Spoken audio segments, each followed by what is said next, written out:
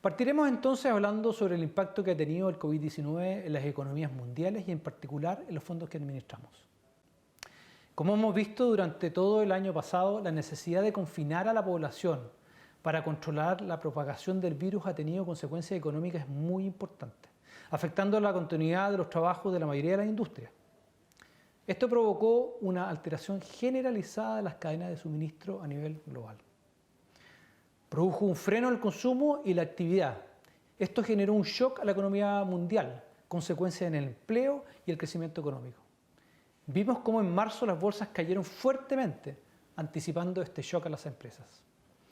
Pero los gobiernos y los bancos centrales salieron rápidamente con respuestas de política monetaria y fiscal, que fueron bien importantes para amortiguar el impacto económico. Es así como a partir de abril ya empezamos a ver señales de recuperación en los mercados financieros. No es la primera vez que los mercados sufren los efectos de un virus que afecta a la economía. La historia nos ha mostrado que los cambios en los activos financieros son temporales. Y como vemos en este gráfico que muestra la evolución del índice S&P, que agrupa las 500 principales compañías que cotizan en la Bolsa de Nueva York, observamos que normalmente existe un impacto negativo en los mercados financieros, pero después de un tiempo estos terminan recuperándose. Con esto no quiero minimizar el efecto que ha tenido el coronavirus, porque todos estamos conscientes de las consecuencias que ha tenido y lamentablemente continúa teniendo.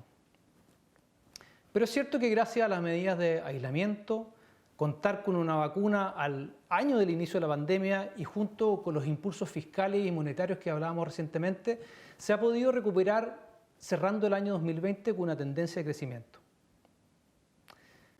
Pero ¿cómo se traduce esta realidad de la economía en la rentabilidad de los fondos? El shock inicial que produce las noticias del virus y sus consecuencias afectó fuertemente la rentabilidad de los fondos en los primeros meses. Pero los fondos están administrados con una visión de largo plazo, lo que nos permitió capturar adecuadamente la recuperación de los mercados. Así que finalmente cerramos el año con los valores cuota de todos los fondos más altos que los del año 2019. Es decir, la rentabilidad del año 2020 fue positiva en todos los fondos.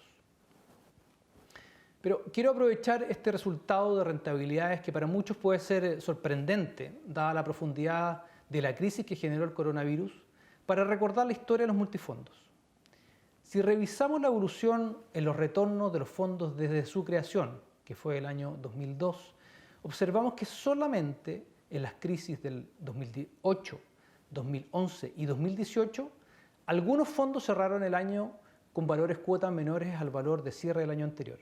Pero al año siguiente o al año subsiguiente estos valores ya se habían recuperado. Bueno, a principios de año existía mucha preocupación entre nuestros clientes, ya que los fondos se habían desvalorizado fuertemente. Como se ve en este gráfico, al 24 de marzo, casi un año atrás, todos los fondos mostraban rentabilidades negativas y en algunos casos muy negativas. Pero tal como lo adelantamos anteriormente, se produjo una gran recuperación entre el 24 de marzo y el 31 de diciembre, que más que compensó la caída que tuvimos a principio de año.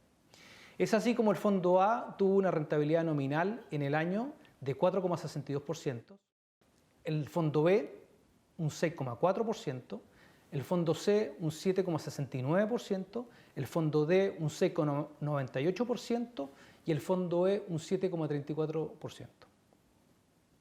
Esta volatilidad que observamos el año pasado, que de vez en cuando se produce en los mercados, nos sirve para recordar que los retornos siempre hay que mirarlos en el largo plazo y que los cambios de fondo en la mitad de un periodo con mucha incertidumbre en la mayoría de los casos terminan mal. Esto ocurre porque las personas tendemos a refugiarnos cuando ya es muy tarde y en general volvemos a tomar riesgo hasta muy avanzada la recuperación, perdiéndonos así los rebotes de los mercados. ¿Y qué es recomendable hacer ante este escenario? Aunque entendemos la preocupación que genera una caída brusca de las rentabilidades, no es recomendable tomar decisiones apresuradas. Tal como lo hemos dicho en varias ocasiones, los retornos siempre hay que mirarlos en el largo plazo, porque la construcción de la pensión se realiza en muchos años y lo que ocurra en un periodo de tiempo corto finalmente no afecta mucho. Y por último, en la elección del fondo se debe considerar los años que faltan para pensionarse y también la tolerancia al riesgo.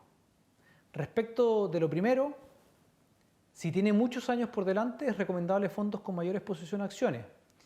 Y si ya está próximo a pensionarse, lo recomendable es asegurar el capital que se ha acumulado en fondos con mayor exposición a renta fija. Y respecto de lo segundo, es decir, la tolerancia al riesgo, la verdad es que no hay una receta que se pueda dar, porque este es un concepto muy personal. Pero en general, podríamos decir que si la volatilidad de los mercados no me está dejando dormir, entonces es posible que no esté en el fondo adecuado.